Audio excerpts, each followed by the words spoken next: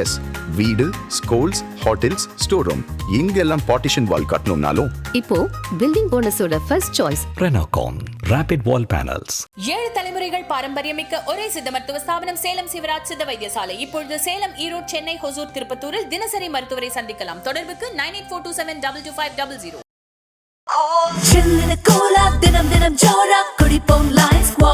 Iron squash அசல் பழங்களிலிருந்து தயாரிக்கப்பட்ட real squash கூலா ஜோரா. வணக்கம் சார். டிஎம்கே காங்கிரஸ் கூட்டணி இதுக்கு யாருக்கு கிடைத்த வெற்றி சார்? ரெண்டு பேருக்குமே கிடைத்த வெற்றி. குறிப்பாக ஒரு பேரை நீங்கள் குறிப்பிடணும்னா திரு செல்வ பெருந்தகை அவர்களுக்கு கிடைத்த வெற்றி. பல பேர் பல விஷயங்களில் முரண்பட்டு ராகுல் காந்தி உட்பட பல பேர் வந்து கூட்டணியிலிருந்து வெளியேறலாம் அல்லது கூடுதலான சீட்டுகளை பெறலாம் அப்படின்னு சொன்னபோது இவ்வளவு கம்மியான சீட்டுக்கு வந்து சம்மதிக்க வைத்து தலைமையையும் திமுகவுக்கும் பாலமாக இருந்து தலைமையை ரொம்ப ஸ்ட்ராங்காக இறங்கி வர வச்சு பண்ணதில் திரு செல்வ பெருந்தகை பெருரோல் உண்டு. அஃப்கோர்ஸ் திரு சிதம்பரம் அவர்கள் அவர் தான் வந்து அந்த லாஸ்ட் ஸ்ட்ரோக், அந்த செஸ் போர்டில் அது லாஸ்ட் ஸ்ட்ரோக் அடித்தவர் அவர் தான். பட் அதில் வந்து டே ஒன்லேருந்து கடுமையான பிரயத்தனப்பட்டவர் திரு செல்வ பெருந்தகை. ஸோ வந்து வெற்றின்னு பார்த்தா ரெண்டு பேருக்குமே தான். ஏன்னா மெட்டீரியலாக நீங்கள் பார்த்தீங்கன்னா, சீட்டாக நீங்கள் பார்த்தீங்கன்னா காங்கிரஸ் திமுக கூட்டணி முறிஞ்சிருந்தால் ரெண்டு பேருக்குமே லாஸ். அப்போ முறியல அப்படிங்கும்போது ரெண்டு பேருக்குமே கெயின். அதான் கணக்கு. அதில் ஒருத்தருக்கு நீ கிரெடிட் கிடைக்கணும்னு கொடுத்தீங்கன்னா நீங்கள் திரு செல்வ பெருந்தகை கொடுக்கலாம். மாணிக்கம் தாக்கூர் அவர்கள் நேற்றுக்கு இது முடியறதுக்கு முன்னாடியே எல்லாருக்கும் முடிஞ்சிருச்சுங்கிற தகவல் வரதுக்கு முன்னாடியே ஒரு ட்வீட் பண்ணியிருந்தார். தனிநபருக்கு இருக்கக்கூடிய அந்த மனக்கசப்புங்கிறது வந்து பெருசு கிடையாது, கட்சி தான் பெருசு, கட்சிக்கு அப்புறம் தான் எல்லாமேங்கிற மாதிரி போட்டிருந்தார். இப்போது அவங்களுக்கு அவர் சொல்கிற மாதிரி என்னதான் விருப்ப வெறுப்புகள் இருந்தாலும் சமரசமான கூட அந்த காங்கிரஸ்குள்ளே அந்த ரெண்டு பிரிவாக ஸ்டில் இருக்கிறாங்களா? இருக்குமா சார்? காங்கிரஸ்குள்ளே எப்பயுமே ரெண்டு பிரிவு இருந்திருக்கு. இன்றைக்கி நேரத்தில் திமுக ஆதரவு காங்கிரஸ், அதிமுக ஆதரவு காங்கிரஸுங்கிற வேறுபாடு எம்ஜிஆர் கருணாநிதி, ஜெயலலிதா கருணாநிதி, ஜெயலலிதா ஸ்டாலின், எடப்பாடி ஸ்டாலின் அப்படின்னு எல்லா தருணங்கள்லையுமே அது இருந்துகிட்டே இருந்திருக்கு. அது இப்பயும் தொடருது. திமுக நம்மளை வந்து யூட்டிலைஸ் பண்ணிக்கிறது, நமக்கு பதிலுக்கு எதுவும் செய்கிறது இல்லை அப்படின்னு எப்படி சிறுபான்மை மக்கள் நினைக்கிறாங்களோ அதே போல் காங்கிரஸில் ஒரு குரூப் நினைக்கிறாங்க. ஏடிஎம்கே என்ன பெருசாக செஞ்சிருச்சு, நமக்கு வந்து அந்த அம்மா நம்மளை என்னைக்காவது மதிச்சிருக்கா, நமக்கு சோனியா காந்தியை வந்து ஒரு நாள் பூரா வெயிட் பண்ண வச்சாங்க அப்படிங்கிற மாதிரி வந்து அந்த மாதிரி ஒரு குரூப் ரெண்டுமே இருக்குது. அது வந்து எல்லா கட்சியிலுமே இருக்கும், அது ஒன்றும் குழப்பம் இல்லை. நீங்கள் பாஜகவில் வச்சிங்கன்னா அதிமுக கூட கூட்டணி சேரலாம், தனித்து போட்டிடலாம் அப்படின்னு ரெண்டு குரூப் இருக்குது தானே செஞ்சு. ஸோ அப்படி இருக்குது. ஆனால் காங்கிரஸில் என்னென்னா ரொம்ப ஓக்கலாக இருந்தாங்க. ரொம்ப அது காங்கிரஸில் வந்து கொஞ்சம் கம்பேரிட்டிவ்லி கொஞ்சம் பேச்சு சுதந்திரம் அதிகம் மற்ற கட்சிகளை விட. கட்சிக்குள்ளேயே ஒரு கருத்து சுதந்திரம்லாம் நீங்கள் நிறைய பேசுவாங்க. நீங்கள் பார்த்துருப்பீங்க, இதுக்கு முன்னாடி மாணிக் தாக்கூரும் ஜோதிமணியும் ஒரு குரலில் பேசிட்டு இருப்பாங்க, செல்வ பெருந்தகையும் தங்கபாலு இவங்கெல்லாம் மட்டும் வேற குரலில் பேசியிருப்பாங்க. அப்படி அவங்க இது பெரிய பிரச்சனை ஓடிட்டு இருக்கு, எங்களை மதிக்க மாட்டாங்க அப்படின்னு அவங்க சொல்லுவாங்க. இல்லையே நல்லா மதிக்கிறாங்களே அப்படின்னு அவங்க சொல்லுவாங்க. ஸோ இந்த மாதிரி வெளிப்படையாக பேசுறது வந்து காங்கிரஸில் இருந்திருக்கு. பட் இந்த மாதிரி இரண்டு பிளவாக இருப்பதுங்கிறது எப்பயுமே எல்லா இடத்துலையும் இருந்திருக்கு. அது உண்மைதான். கட்சிக்குள்ளே அப்படிங்கிறத தாண்டி ஹைகமாண்ட்லேயே அந்த பிரிவு இருக்கார்.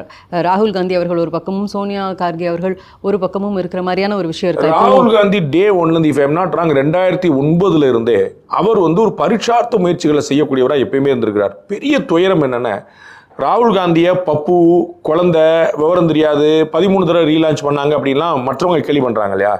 மற்றவர்கள் ராகுல் காந்தியை மிஸ்யூஸ் அண்ட் அப்யூஸ் பண்ணதை விட அதிகமாக காங்கிரஸ் கட்சி தான் செய்ததுன்னு நான் நினைக்கிறேன். அவரை ஒரு நாள் கூட அவர் எக்ஸ்ப்ளோர் பண்ணவே விடலை. இப்படி தான் ராஜீவ்காந்தியை பாழாக்குனாங்க காங்கிரஸ் கட்சி. ராஜீவ்காந்தி நிறைய கனவுகளோடு வந்தார். அவர் வந்து கொஞ்சம் கண்ணாப்பின்னான்னு யோசிக்கிறவராக இருந்திருக்கலாம். ஏன்னா கம்ப்ளீட்டாக புதுசாக ஒருத்தர் பண்ணக்கூடியவர் வந்து அதுலேருந்து வராது. சஞ்சய் காந்தி தான் இந்திரா காந்தியோடைய லீகல் ஐயராக வந்து பண்ணார். அவர் இறந்ததுனால ராஜீவ்காந்தி வந்து சடனாக உள்ள வர வேண்டியதாக போச்சு. அவருடைய தாட் வந்து வேறு இருந்தது. அப்போ வந்து ஒரு கிச்சன் கேபினெட்னு ஒரு விமர்சனமாக சொல்லுவாங்க. அந்த மாதிரி ஒரு குரூப் வந்து அவர் அப்படியே அமுக்கி வந்து அவருக்கு எதுவுமே உலகமே தெரியாமல் அப்படியே அமுக்கி வச்சு அவர் நிறைய ஃபோர்ஸ். அன்னைக்கே வந்து இந்த ஐடி பற்றி கம்ப்யூட்டர் பற்றினா பெரிய பார்வை கொண்டு வந்தவர் ராஜீவ்காந்தி இருந்தார். பார்த்து எப்போ ஞாபகம் 91 இறந்தே போயிட்டார். அப்போ எப்போ ஞாபகம் வச்சுங்க. அப்போ அந்த மாதிரி ஒரு கனவுகளோடு இருந்தவர் வந்து பாழாக்கினாங்க. அதே மாதிரி தான் ராகுல் காந்தியும் காங்கிரஸால் மிஸ்யூஸ் அண்ட் அப்யூஸ் பண்ணப்பட்டவர் நான் நினைக்கிறேன். பிறகுதான் மற்ற கட்சியெல்லாம் நினைக்கிறேன். காங்கிரஸ் கட்சிக்குள்ளே எனக்கு விவரம் தெரிஞ்சு நான் ஒரு 28 வருஷமாக ஃபீல்டில் இருக்கேன், ஒரு 30-35 வருஷமாக நான் பார்த்துட்டு இருக்கேன்னு நீங்கள் சொல்லலாம். காங்கிரஸ் கட்சிக்குள்ளே ஒரு ஜனநாயகத்தை கொண்டு வரணும்னு முயன்ற ஒரே நபர் வந்து திரு ராகுல் காந்தி தான். இன்னைக்கு செல்வ பெருந்தகை மாநில தலைவராக இருக்கிறது, இதற்கு முன்னாடி அழகிரி இருக்கிறது, அதற்கு முன்னாடி தங்கபால் இருந்தது, இது மாதிரி எல்லாமே அந்த நியமன முறை மட்டும்தான். நீங்கள் தாங்க அப்படின்னு சொல்லி அறிவிப்பாங்க. எலெக்ஷனுங்கிறது அங்கே இருந்ததே இல்லை. மாவட்ட தலைவர் எல்லாமே நியமன முறை தான், எலெக்ஷனே கிடையாது. ஆனால் முதல் முறையாக இளைஞர் காங்கிரஸுக்கு தலைவராக பொறுப்பேற்றவர் ராகுல் காந்தி தான். இளைஞர் காங்கிரஸுடைய தலைவர்கள் யாருங்கிறத தேர்தல் மூலமாக நடத்தணும் அப்படின்னு சொல்லிட்டு இந்தியா முழுக்க தேர்தல் நடத்தி பெரிய அளவுக்கு தலைவர்கள் இன்னைக்கு இருக்கக்கூடிய பல தலைவர்களை உருவாக்குனவர் ராகுல் காந்தி. அதுதான் அவருடைய கடைசி அட்டம்ப்ட். அதோடு ஏறி அமுக்கியப்பா அவன் டெமோக்ரஸி கொண்டு வந்து வேற பண்ணிடுவான். அப்படி உருவானவர் தான் ஜோதிமணிலாம் இன்னைக்கு நான் பார்க்குறேன். அப்படி உருவானவர் தான் மாணிக் தாக்கூர் தான். இன்னைக்கு தமாகால இருக்கக்கூடிய பல பேர் அங்கே எப்படி இருந்தால் யுவராஜாலேருந்து விடியல் சேகர்லேருந்து நிறைய பேர் இருந்து அந்த மாதிரி உருவாங்க எல்லாம் அந்த எல்லாம் அன்னைக்கு இருந்து ராகுல் காந்தியுடைய தேர்தல் கார்த்தி சிதம்பரம் கூட பல ரெடி பண்ணி கார்த்தி சிதம்பரமா நேரடியாக கலங்கல ஆனால் அவருடைய ஆட்களை வச்சு கலங்கண்டு இப்போ எலெக்ஷன்லாம் சந்திச்சு பெருசாக பண்ணாங்க. ஸோ இந்த மாதிரி வந்து நிறைய பேரை வந்து உருவாக்குனார். அப்போ காங்கிரஸில் கூடிய மேலிடத்தில் கூடிய 4 பேர் முடிவு பண்ணாங்க இந்த ஆள் வந்தாங்கன்னா டெமோக்ரஸியை கொண்டு வந்துடும் போலத்துது அப்படின்னு ஒரே அமுக்கின்னு போயிடும். நீங்கள் பார்த்துருப்பீங்க கேபினெட் கொண்டு வந்த ஒரு டிசிஷனை வந்து பேப்பரை கிழிச்சு போட்டு அதெல்லாம் நான் மதிக்க மாட்டேன்னு சொல்லி இந்த மாதிரி வந்து ரொம்ப ரிபெல்லியனாக அவர் யோசிச்சார். அதை ஷேப் மட்டும் பண்ணி என்கரேஜ் பண்ணி தான் காங்கிரஸ் கட்சி இன்னைக்கு நின்றுருக்கும். அது மாதிரி தான் இன்னைக்கும் அவர் வந்து காங்கிரஸ் கட்சியை தமிழ்நாட்டில் வளர்க்குறதுக்கு ஒரு ஸ்பேஸ்.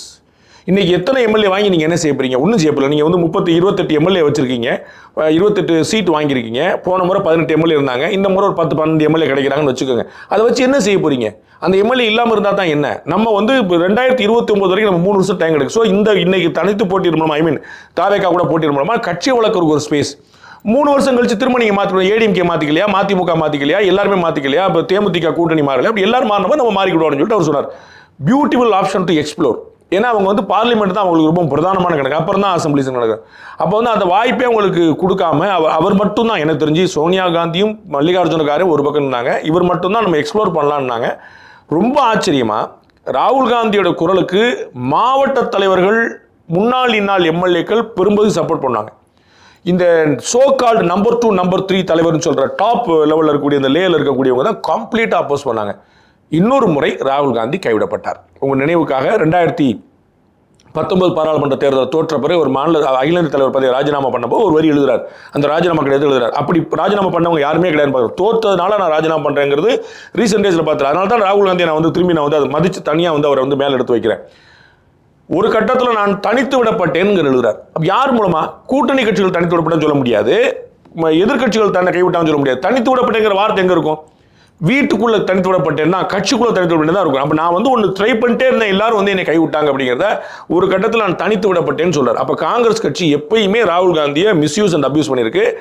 அது வந்து உலகம் ராகுல் காந்தியை கேள்வி பண்ணும்படியாக கொண்டு வந்து காங்கிரஸ் கட்சி விட்டுருச்சு. இன்னொரு முறை ஒருவேளை தாவேக்காவோட அவங்க போயிருந்தா உங்களுக்கு என்ன மாதிரியான அட்வான்டேஜஸ் இருந்திருக்கும் சார்? சீட்டு கிடைச்சிருக்குமா கிடைச்சிருக்காதா சொல்ல முடியாது. தாவேக்கா நல்ல பூமிங்கில் இருக்குது, நல்ல வளர்ச்சியில் இருக்குது. அது இவர்களும் போய் சேரும்போது 15% மட்டும் நீங்கள் தாவேக்காக்கு வச்சிருக்கீங்க, 5% மட்டும் காங்கிரஸ் வச்சிருக்கீங்கன்னு வச்சுட்டா ஒர்ஸ்ட் பெர்ஃபார்மன்ஸ் 2 யாருமே மார்க்க மாட்டாங்க. இந்த 20 கூட சேர்ந்து காம்ப்ளிமெண்ட்ரியாக ஒரு 5 வரைக்கும் வந்து நின்றும். அதாவது இல்லைப்பா இது 3வது நீ போடணும், எனக்கு ஏடிஎம்கே டிஎம்கே வேண்டாம், ஒரு மாற்று முயற்சி நடக்குதுன்னு சொல்லிட்டு ஒரு 5 பேர். ஸோ 20-25% ஓவராலாக போலாகும் போது சீட்டு கன்வர்ஷன் இருக்கும். அது காங்கிரஸ் கட்சி எதிர்பார்த்த அளவுக்கு இல்லாட்டா கூட காங்கிரஸ் கட்சியோட ஓட் ஷேர் பெருசாக கூடியும். இன்னைக்கு தேமுதிகவுடைய ஓட் ஷேர் எலெக்ஷன்ஸ் வைஸாக பார்த்தீங்கன்னா 1% கூட கிடையாது, 1%. ஆனால் இன்னைக்கு வந்து அவங்க வந்து 6 to 8 சீட் வரைக்கும் வாங்க போறாங்க, ஒரு ராஜ்யசபா சீட் வாங்கிட்டாங்க. அப்போ காங்கிரஸ் கட்சி நாளைக்கு வந்து ஒரு பேச்சுக்கு வந்து ஒரு 8-10 2014 அவங்க தனித்து போட்டிட்ட போது அவங்க வந்து 5% ஓட்டு வாங்கியிருந்தாங்க. அதனால தான் 5 நம்ம கருதுறோம். இப்போ 12 வருஷம் ஆகிப்போச்சு. இப்போ வந்து ஒரு பேச்சுக்கு வந்து அவங்க வந்து ஒரு 7-8% வாங்கினாங்க வச்சுக்கோங்க, கட்சி வளர்ந்துருக்குன்னு கருதுவாங்க. அவங்க நிற்கிற சீட்டில் பூரா கன்வர்ஷன் அவங்களுக்கு வரும். அப்போ எம்எல்ஏ ஆகட்டாலும் சீட் அப்போ வந்து ஒரு பெரிய கான்ஃபிடன்ஸ் வரும். அண்ட் நிறைய பேருக்கு போட்டியிட வாய்ப்பு. இப்போ வந்து 28 பேர் தான் போட்டியிட முடியும் இன்னைக்கு தேதிக்கு. அங்கே போனால் குறைஞ்சபட்சம் 50 பேர் போட்டியிடுவோம், குறைஞ்சபட்சம். அப்போ 50 சீட்டில் காங்கிரஸ் கட்சி கேண்டிடேட்டுக்கும் போது ஓட் பர்சன்ட் ஆகுமா 50 கேண்டிடேட் முயற்சி பண்ணி பார்ப்பா. 50 பேர் காசு இருக்கிறவங்க, வாய்ப்பு இருக்கிறவங்க, விரும்புறவங்க, நாளைக்கு நம்ம வந்து ஒரு பெரிய ஆள் ஆகணும்னு நினைக்கிறவங்க நம்ம ட்ரை பண்ணி பார்ப்போம். அப்போ வந்து அது வந்து அந்த 50 பேர் போட்டிடுவாங்க, ஜெயிக்க முனைவாங்க. யாரும் போட்டிட்டு தோக்கறதுக்காக போட்டிட மாட்டாங்களே. அப்போ அது காங்கிரஸ் கட்சிக்கு ஒரு பெரிய காம்ப்ளிமெண்ட் ஆகும். அப்போ கட்சியை வளர்க்கறதுக்கு அற்புதமான வாய்ப்பு தாவேக்காவோட சேர்ந்துருக்கணும். சேராமட்டாங்க. அதனால கட்சி வளராது, அப்படியே ஸ்டாக்னட் ஆகி எங்கன்னு 67 வந்து அதே நீங்கள் குறிப்பிட்ட அதே மாணிக் தாக்கூர் வந்து இன்னொரு ட்வீட் போடுறார். இந்த அக்ரிமெண்ட் ஃபைனலைஸ் ஆயிடுச்சு, உறுதியாயிருச்சு அப்படிங்கிற தருணத்தில் ஒரு பெரிய போஸ்டான ஒரு ரிச்சான கார் அதை வந்து ஒரு சின்ன குழந்தை ஏக்கமாக பார்க்குது. நாட் டுடே பட் சம்டே அப்படின்னு அதோடைய தத்துவம் சொல்லுது. அதாவது இன்னைக்கு சாத்தியமாகல, ஆனால் ஒரு நாள் என்ன அப்படின்னா காமராஜர் ஆட்சி கொண்டு வருவோம், காங்கிரஸ் ஆட்சி கொண்டு வருவோம் அப்படிங்கிற அதிகாரத்தில் பங்கு ஆட்சியில் பங்கு அப்படிங்கிற அவங்களுடைய ஆசை. அது இன்னைக்கு சாத்தியப்படலை, பட் என்னைக்கா ஒரு நாள் நாங்கள் அதை அடையாம விட மாட்டோம். நான் அந்த ஏக்கத்தை போக்குறதுக்கான வழி தான் அந்த தாவேக்காவோட சேர்ந்திருக்குது. அது பண்ணியிருந்தாங்கன்னா 2029 தாவேக்கா கூட அலையன்ஸ் வந்திருக்கலாம், இன்னும் பல கட்சிகள் உள்ள அலையன்ஸ்க்கு வந்திருப்பாங்க. ஏன்னா 25% வந்து அந்த கூட்டணி வாங்கிடுச்சுன்னா ஃபார்மிடபிள் அலையன்ஸாக வந்துடும். நாளைக்கு வந்து இதே 2 கம்யூனிஸ்ட் கட்சிகளோ விடுதலை சிறுத்தைகளோ 2029 வந்திருக்கலாம். வேற மாதிரி போயிருந்திருக்கலாம். அது வந்து ஒரு தமிழ்நாட்டு அரசியலே புரட்டி போட்டிருக்கும்.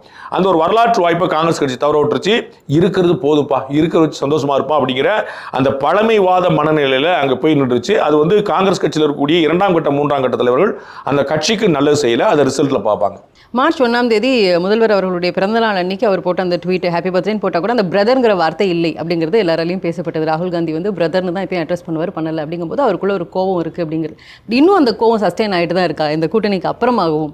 பிரதர்னு போடலை, பிள்ளையார் சொல்லி போடலை, முற்றுப்புள்ளி வைக்கலைங்கிறத நான் எப்பயுமே கணக்க மாட்டேன். நீங்கள் என்னோட பேட்டிகளை தொடர்ந்து பார்த்தா நான் போதும் அவர் இப்படி சொல்லியிருக்கலாம்ல அப்படி சொல்லலாம், எப்படி சொன்னார் அதை மட்டும் தான் நீங்கள் பார்க்கணும். பிரதமர் நரேந்திர மோடி வந்து ஸ்டாலினுக்கு விஷ் பண்ணார். அவர் ஜெயிக்கும்னு நினச்சி விஷ் பண்ணியிருப்பார் நான் நினைக்கிறீங்க? அது பிறந்த நாளுக்கு விஷ் பண்ணுறது எல்லாருடைய மரபு, செய்யணும். அவர் 100 ஆண்டுக்கு நல்லா இருக்கணுங்கிற பிரார்த்தனைகள் எல்லாத்தையுமே இருக்கணும். எல்லாருக்குமே அதுதான். யார் எதிரிகளுக்கு கூட விஷ் பண்ணணுங்கிறது தான் நம்முடைய பண்பாடு. கல்யாண வீடோ கர்மாதி வீடோ கேட்காம போய் நிற்கணும் அப்படின்னு சொல்லி நம்ம சொல்லுவாங்க. அதுதான் நம்முடைய மரபு. அதனால வந்து விஷ் பண்ணுறதுல ஒரு பிரதர் இருந்துச்சு சிஸ்டர் இல்லை அப்படிங்கிற அந்த சமாச்சாரத்துல நான் போகலை. அது வந்து ஏற்கனவே வந்திருக்கு. ஆனால் வேற ஒரு விஷயம், ராகுல் காந்தி என்னுடைய கணிப்பில், நான் வந்து அதை வந்து தரவுகளோட இல்லை, நான் கணிப்பாளர், எப்பயுமே ஏடிஎம்கே ப்ரிஃபர் பண்ணுறவராக இருந்திருக்கிறார். எப்பயுமே டிஎம்கே ப்ரிஃபர் பண்ணுறவராக இருந்ததில்லை. சோனியா காந்தி எப்பயுமே டிஎம்கே வந்து 100% நம்புறவங்க. ஏடிஎம்கே மேலே அவங்களுக்கு ஒரு நாள் கூட பற்று பாச மரியாதை இருந்ததே இல்லை. இந்த அம்மாக்கும் பிள்ளைக்குமான அந்த கான்ஃப்ளிக்ட் தொடர்ந்துனே இருக்கு. அறிவாலயம் போகாத ஒரே காங்கிரஸ் தலைவர், கோபாலபுரம் போகாத ஒரே காங்கிரஸ் தலைவர், தமிழக முதலமைச்சர் இருக்கக்கூடிய சித்தரஞ்சன் சாலை போகாத ஒரே காங்கிரஸ் தலைவர் வந்து திரு ராகுல் காந்தி மட்டும்தான். மற்ற மன்மோகன் சிங்லேருந்து பிரணாப் முகர்ஜிலேருந்து சோனியா காந்திலேருந்து you name it, everyone used to go தேர்.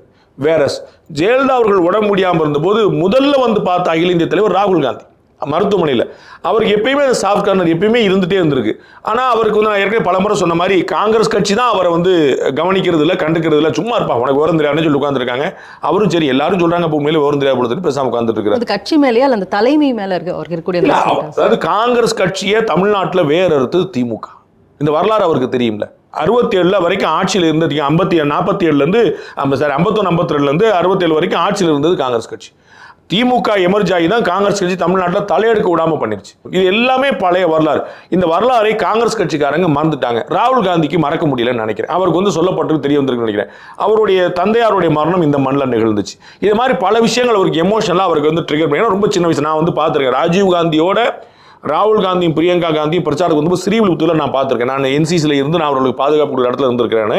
அப்போ அந்த பிஞ்சு முகம், ராகுல் காந்தியோட அந்த பிஞ்சு முகம் எவ்வளோ ஒரு கனிஞ்ச முகம், எவ்வளோ வந்து ஒரு கனவோடு இருந்த முகம் நான் கண்ணால் பார்த்துருக்கேன். அது வந்து ஒரு டிசாஸ்டர்ஸ் ஆகி ஒன்றும்லாம் போய் நம்ம நிற்கிது அப்படிங்கும்போது அவருக்கு வந்து ஒரு பெரிய வேதனை இருந்துகிட்டே இருக்கலாம். அது வந்து ஏற்கனவே என்ன சொல்ல, இன்னும் 3 வருஷம் டைம் இருக்குது அப்படிங்கிறனால இப்போ திமுக மீது வெறுப்பெல்லாம் இல்லை. அவர் பிரதர்னு யாரையுமே சொன்னதில்லைங்கிற அவர் சொல்லியிருக்காரு. யாருமே நான் பிரதர்னு சொன்னதில்லை, நான் வந்து ஸ்டாலின் அவருக்கு மட்டும் தான் சொல்லியிருக்கேன்னு சொல்லியிருக்காரு. ஸ்டாலின் அந்த ரெசிபர்கள் பண்ணார்.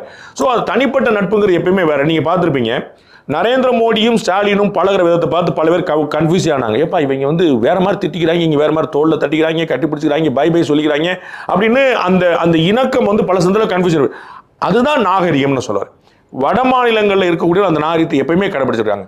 தமிழ்நாட்டில் தான் வந்து நம்ம நல்ல நாள் போல நாள் கூட போகக்கூடாது, எட்டி பார்க்கக்கூடாதுங்கிற மாதிரி ஒரு பகைமை வந்து திமுக உருவாயிருச்சு. இப்போ நார்த்தில் பார்த்தீங்கன்னா சோனியா காந்தியும் அத்வானியும், சோனியா காந்தியும் வாஜ்பாயும், ராகுல் காந்தி மோடியும் நிறைய நல்ல நட்பு பாராட்டிட்டு பேசி வச்சுட்டு ஹை பை சொல்லிட்டு நிறைய இருப்பாங்க. கேஷுவல் கான்வர்சேஷன் நிறைய உண்டு. தமிழ்நாட்டில் அந்த மாதிரி பழக்கமே கிடையாது. அதனால ராகுல் காந்திக்கு வந்து திமுக மீது வெறுப்பு இருக்கலாமே தவிர ஸ்டாலின் மீது வெறுப்பு அப்படின்னு நான் நினைக்கல. அவருக்கு ஸ்டாலினை பிடிக்காத காரணம் அவருக்கு வந்து நம்ம உருவாகணும் அப்படின்னா நான் தன்முனைப்போட இருக்கணும்ல. அப்போ நான் நீ வந்து திரு அண்ணாமலை யோசிச்சு பார்த்துங்க. அண்ணாமலைக்கு வந்து அதிமுக மீது வெறுப்புன்னு நீங்கள் பார்க்க முடியாது. பாஜக வளர்க்கணும். அப்போ பாஜக வளர்க்கணும்னா அதிமுகவும் சேர்ந்து தான் போட்டி. உங்களுக்கு புரியுங்களா? விஜய் வந்து சொல்றாருல திமுக போட்டி பாஜக போட்டின்னு சொல்றாரு. ஏன்? அப்பதானே அவர் வளர முடியும். அந்த சென்ஸ் தான் ராகுல் காந்தி இருக்கிறார் நினைக்கிறேன். ஒரு தனிப்பட்ட பகை திமுக மீதோ திரு ஸ்டாலின் மீதோ இருப்பதா நான் நினைக்கிறேன். இப்போ திமுக கூட்டணியில் கிட்டத்தட்ட 22 கட்சிகள் இருக்காங்க. இனிமே புதிய தமிழகம் மேபி சேர்றாங்களா நமக்கு அது தெரியல. அது எப்படி இருக்க போகுது அதுன்னு. அப்போ இத்தனை பேர் அந்த கட்சியில் இருக்கிறது அப்படிங்கிறது அவங்களுக்கு வெற்றிக்கான மிகப்பெரிய பலமாக அமையுமா? அது ஒரு வேல்யூ ஆடடாக அமையுமா?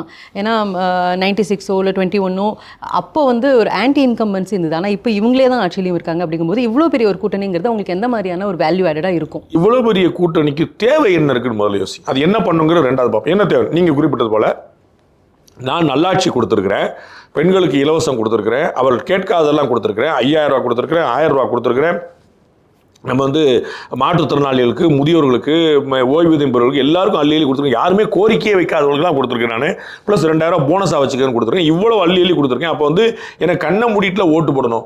எனக்கு காங்கிரஸ் கட்சி கூட இவ்வளோ டக் ஆஃப் ஆர், எனக்கு எதுக்கு தேமுதிக உள்ளதுக்கு போடணும், மக்கள் நீதி மையத்தை உள்ள போடணும், ஒரு கட்சி பாக்கி இல்லாமல் ஆளுக்கு ஒரு சீட்டாக கொடுத்து இவ்வளோ பேர் இது கொடுத்து உள்ள போடணும். அப்போ ஆன்டி இன்கம்பன்சி எவ்வளோ ஸ்ட்ராங்காக இருந்திருக்குன்னு பார்க்கணும். கிரவுண்ட் லெவலில் தமிழக முதலமைச்சருக்கு வந்து ஒரு நல்ல பேர் இருக்கலாம், நல்ல மனுஷப்பா அப்படின்னு இருக்கலாம், ஒரு ஹார்ம்லெஸ் அப்படின்னு இருக்கலாம். ஆனால் கிரவுண்ட் லெவலில் கட்சிக்காரங்களோ நம்ம இன்னைக்கு வரைக்கும் பார்க்குறோம், நம்ம வேலூரில் பார்க்குறோம், அண்ணா யூனிவர்சிட்டியில் பார்க்குறோம், அண்ணா பல்கலைக்கழகம், இந்த மாதிரி எங்கே போனாலும் வந்து கட்சிக்காரங்க மற்றவங்கன்னு ஏகப்பட்ட புகார்கள் வந்து நிற்கிற பார்க்குறோம். அப்போ வந்து கிரவுண்ட் லெவலில் கட்சிக்கு ரொம்ப பெரிய கெட்ட பேர் ஏற்பட்டிருக்கிற பார்க்குறோம். அந்த ஆன்டி இன்கம்பன்சியை நியூட்ரலைஸ் பண்ணுறதுக்கு தான் இவ்வளோ பெரிய கூட்டணி தேவைப்படுது. இது மெட்டீரியலைஸ் ஆகுதா இல்லையாங்கிறது பல கட்டங்களை தாண்டி தான் சொல்ல முடியும். இதுக்கு பலன் கிடைக்குதா இல்லையாங்கிறது பல கட்டம் சாப்பிடணும். அதுக்கு வந்து கேண்டிடேட்டு, கான்ஸ்டிடுவன்சி, எதில் நிற்கிற ஆள், தேர்தல் வாக்குறுதிகள், இந்த மாதிரி பல விஷயங்கள் சார்ந்தான் சொல்லணும். It will take some time. Congress தாவேக்காவோட சேருவாங்க அப்படிங்கிறது 2 நாளைக்கு முன்னாடி வரைக்கும் எல்லாரோட எதிர்பார்ப்பு இருந்தது. தாவேக்காவே அதை எதிர்பார்த்தாங்க அப்படிங்கிறது புரிஞ்சுக்க வேண்டியிருக்கு. இப்போது தாவேக்காவோட அது கூட்டணி சேரலை அப்படிங்கும்போது விஜய்க்கு அது சின்ன ஏமாற்றமாக இருந்திருக்குமா? ஏன்னா அவர் ஜனநாயகனுக்கு முதல்வர் சப்போர்ட் பண்ணாருன்னு வாழ்த்திருச்சவர் ராகுல் காந்தி ட்வீட் பண்ணார், அவர் மென்ஷன் பண்ணலையே அப்படிங்கிற ஒரு கேள்வி வருது தஞ்சாவூரில் பேசும்போது. மறதியில் வந்து சாதாரணமான ஒரு விஷயங்கள் சொல்லாமல் அப்படிலாம் நீங்கள் யோசிக்கவே கூடாதுங்க. அந்த மாதிரி தான் ஊடகங்கள் வந்து சிந்திக்கக்கூடாதுன்னு நான் விரும்புவேன். பட் அதில் தான் நம்ம வந்து பாலிடிக்ஸே பண்ணுறோங்கிறது துயரம். அவர் வந்து தஞ்சாவூரில் பேசும்போது வேலூர் மக்களே அப்படின்னார். நான் வேலூரில் சொல்கிறதுக்கு இதை மறந்துட்டேன், ரொம்ப சாரி அப்படின்னு சொல்லிட்டு வேலூர் கூட்டத்தில் பேசாத 2 வார்த்தையை வந்து தஞ்சாவூர் கூட்டத்தை சொல்லிட்டு சொன்னார்.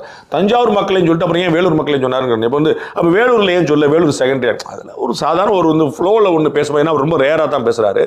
ஒரு மாதத்துக்கு ஒரு கூட்டம், இல்லாட்டி ஒரு மாதத்துக்கு 2 கூட்டம் அப்படிங்கிற மாதிரி தான் போகுது. அப்படிங்கும்போது அவர் வந்து 2 விஷயம் மறக்கலாம் வைக்கலாம். ராகுல் காந்தி சொல்லலாம், இன்னும் பல பேரும் சொல்லி சொன்னார். இப்போ நான் கூட தான் சப்போர்ட் பண்ணி சொல்லியிருந்தேன், ஜனநாயக படத்தை தடை பண்ணது தப்பு அப்படின்னு சொல்லி. அப்புறம் ரங்கராஜ் பாண்டே சொல்ல சொல்லி சண்டைக்கு வரதா, அதெல்லாம் ஒன்றும் நிறைய பேர் அப்படின்னு சொல்லி சொன்னால் பேர் மறந்துருக்கலாம், கவனம் இல்லாமல் இருந்திருக்கலாம், ஒரு ஞாபகம் இல்லாமல் இருந்திருக்கலாம். அதில் வந்து ஒரு பெரிய ப்ராப்ளம் இல்லை. அவருக்கு ஏமாற்றம் இருந்திருக்காதுன்னு நான் நினைக்கிறேன். ஏன்னா அவருக்கு தெரிஞ்சிருக்கும், நம்ம வந்து காங்கிரஸ் கட்சி எங்கே போகும்னு ஸ்டாலினுக்கு தெரியும், காங்கிரஸ் கட்சி என்ன முடிவு எடுக்கணும்னு செல்வ பெருந்தகை தெரியும், காங்கிரஸ் கட்சி என்ன முடிவு எடுக்கும்னு விஜய்க்கு தெரிஞ்சிருக்கும். மற்றவர்களுக்கு அடுத்த லேயரில் இருக்கிறவங்களுக்கும் நிறைய பேர் தெரியாமல் இருந்திருக்கும். ஆனால் இவங்களுக்கு வந்து கேரண்டியாக தெரியும், அவங்க தான் வந்து they are so close and privy and part of that conversations. அப்போ அவங்களுக்கு வந்து இருங்க நம்ம என்ன இருந்து பார்ப்போம் அப்படிங்கிறது உங்களுக்கு தெரியும். இல்லைங்க ஒரே பெரும் பாடாக இருக்குது அப்படின்னு அந்த பக்கம் அவங்களுக்கு வரும்போதே தெரியும். ஸோ விஜய் ஏமாற்றம் அடைந்திருக்க மாட்டார், தாவேகா ஏமாற்றம் அடைந்திருக்கலாம். தாவேகாவுக்கு வந்து காங்கிரஸ் கட்சி வந்துருச்சா அது ஒரு பெரிய காம்ப்ளிமெண்ட்ரியாக பெரிய பூஸ்டாக வந்து நின்றுருக்கும்.